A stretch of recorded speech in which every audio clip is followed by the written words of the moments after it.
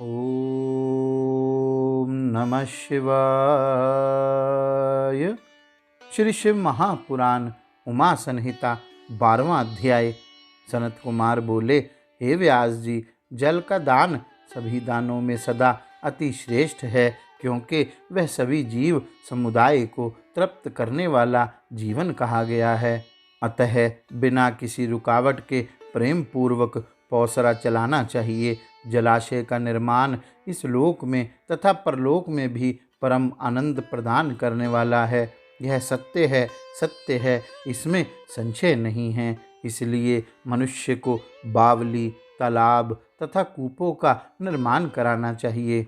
जल निकलते ही कूप पाप परायण दुष्कर्मशील पुरुष के आधे पाप का हरण कर लेता है तथा सत्कर्म निरत व्यक्ति के पापों का तो वह निरंतर हरण करता ही रहता है। जिसके द्वारा खुदवाए जलाशय में गायें, ब्राह्मण, साधु तथा अन्य मनुष्य सदा जल पीते हैं, वह अपने संपूर्ण कुल को तार देता है। जिसके जलाशय में गर्मी के समय में भी पर्याप्त जल रहता है, वह विषम तथा अति भयंकर दुख कभी नहीं प्राप्त करता है। हे व्यास, निर्मित कराए गए सरोवर के जो गुण कहे गए हैं उन्हें मैं बताऊंगा। जो तालाब का निर्माण कराता है वह तीनों लोकों में सर्वत्र पूजित होता है अथवा सूर्यलोक में पूजित होता है। तालाबों का निर्माण सूर्य के ताप को दूर करने वाला, मैत्रीकारक तथा कीर्ति का उत्तम हेतु होता है। विद्वान लोग धर्म, अर्थ तथा काम के तो परिमित फल का वर्णन करते हैं, परंतु जिसने सरोवर का निर्माण कराया उसका पुण्य अनंत होता है। स्वेदज, अंडज, उद्भिज तथा जरायुज, इन चारों प्रकार के प्राणियों को तालाब महान शरण कहा गया है। सभी प्रकार के तालाब, कूप, वापी, प्रवाह आदि निर्माणकर्ता को उत्तम लक्ष्मी प्रदान करते हैं। देवता, मनुष्य, गंधर्व, पितृ, नाग, राक्षस और स्थावर प्राणी जलाशय का आश्रय ग्रहण करते हैं।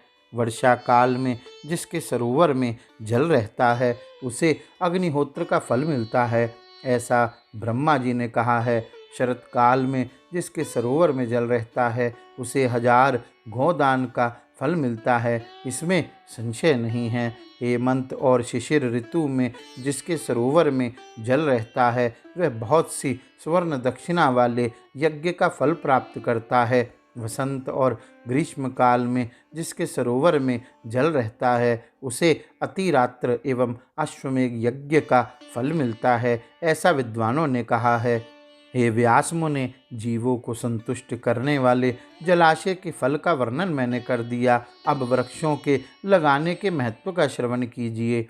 जो वन में वृक्षों को लगाता है वह बीती हुई पीढ़ियों और आने वाली पीढ़ियों के सभी पितृकुलों का उद्धार कर देता है। इसलिए वृक्षों को अवश्य लगाना चाहिए।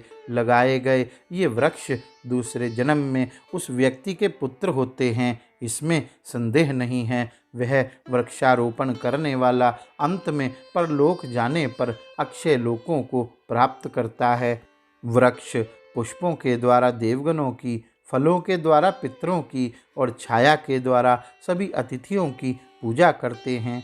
किन्नर, सर्प, राक्षस, देवता, गंधर्व, मनुष्य तथा ऋषि वृक्षों का आश्रय लेते हैं। फूले फले वृक्ष इस लोक में मनुष्यों को तृप्त करते हैं। वे इस लोक एवं परलोक में धर्म संबंध से साक्षात पुत्र ही कहे गए हैं। जो द्विज सरोवर का निर्माण करने वाला, वृक्षों को लगाने वाला, इष्ट तथा पूर्त कर्म करने वाला है, और भी जो दूसरे सत्य बोलने वाले लोग हैं, ये स्वर्ग से च्युत नहीं होते हैं। सत्य ही परब्रह्म है, सत्य ही परम तप है, सत्य ही परम यज्ञ है और सत्य ही परम शास्त्र है। सभी के सो जाने पर एक सत्य ही जागता रहता है। सत्य ही परम पद है, सत्य के द्वारा ही पृथ्वी टिकी हुई है, अतः सत्य में ही सब कुछ प्रतिष्ठित है। तप, यज्ञ, देव, ऋषि, पितृ पूजन का पुण्य, जल एवं विद्या, ये सभी तथा सब कुछ सत्य में ही प्रतिष्ठित है। सत्य ही यज्ञ, तप, दान, सभी मंत्र तथा देवी सरस्वती रूप है।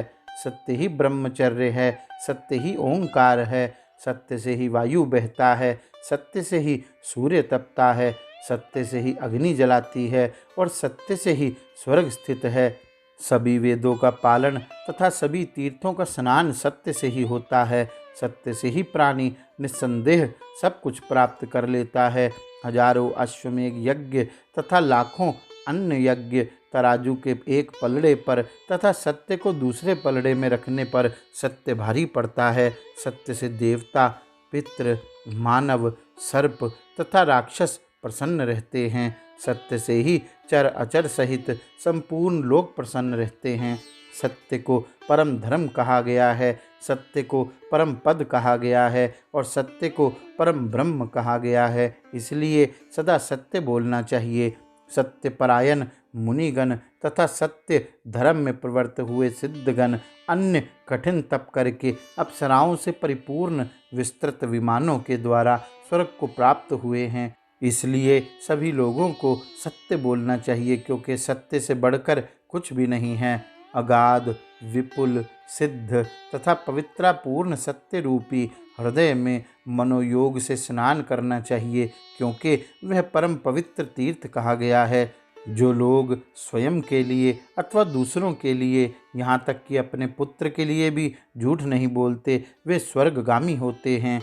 ब्राह्मणों में वेदों, यज्ञों तथा मंत्रों के विद्यमान रहने पर भी उनके असत्य युक्त होने पर वे सुशोभित नहीं होते। इसलिए भली प्रकार से सत्य भाषण करना चाहिए। व्यास जी बोले, हे तपोधन, सभी वर्णों एवं विशेष रूप से ब्राह्मणों की तपस्या का फल पुनः मुझसे कहिए। सनत कुमार बोले, हे व्यास जी, मैं द्विजातियों के लिए सभी प्रकार की कामनाओं एवं अर्थों को सिद्ध करने वाले अत्यंत कठिन तपोध्याय का वर्णन करूँगा। उसे कहते हुए मुझसे आप सुने। तप सर्वश्रेष्ठ कहा गया है। सभी प्रकार के फल तपस्या से ही प्राप्त होते हैं। जो निरंतर तप का सेवन करते हैं वे देवगणों के लिए आनंद प्राप्त करते हैं। तप से स्वर्ग मिलता है, तप से यश मिलता है, तपस्या से सभी कामनाएं पूर्ण होती हैं और तप सभी प्रकार के अर्थों का साधन है।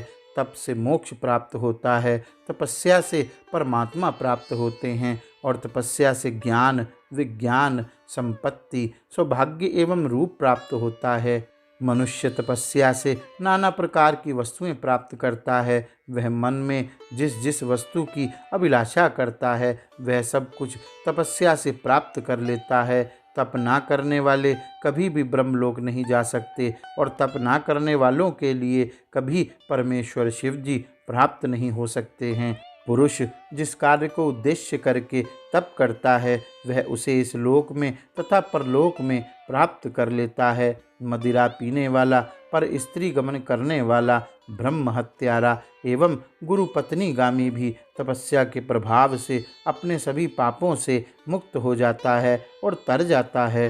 सर्वेश्वर शिव, सनातन विष्णु, ब्रह्मा, अग्नि, इंद्र तथा अन्य लोग भी तपस्या परायण रहते हैं। उधर्वरेता 88,000 बालखिल्य आदि महर्षि भी तप के प्रभाव से ही देवगणों के साथ स्वर्ग में आनंद प्राप्त करते हैं। तपस्या से राज्य प्राप्त होता है। तपस्या से ही व्रतासुर का नाश कर इंद्र देवताओं के स्वामी बने हुए हैं और प्रतिदिन सबका पालन करते हैं।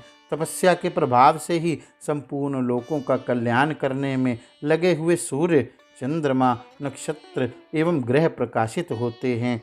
जगत में ऐसा कोई सुख नहीं है जो तप के बिना प्राप्त होता हो। तप से ही सारा सुख प्राप्त होता है, ऐसा वेद वेत्ताओं ने कहा है।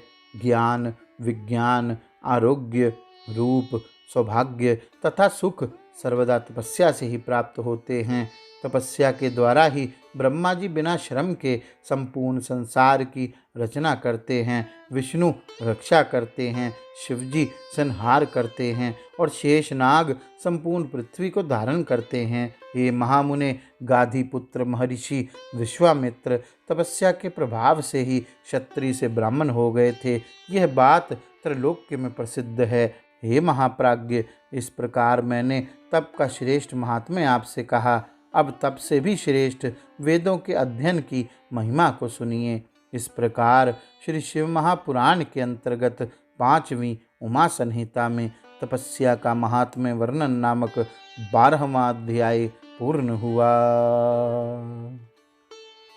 गौरी शंकर भगवान की जय। ओम नमः शिवाय।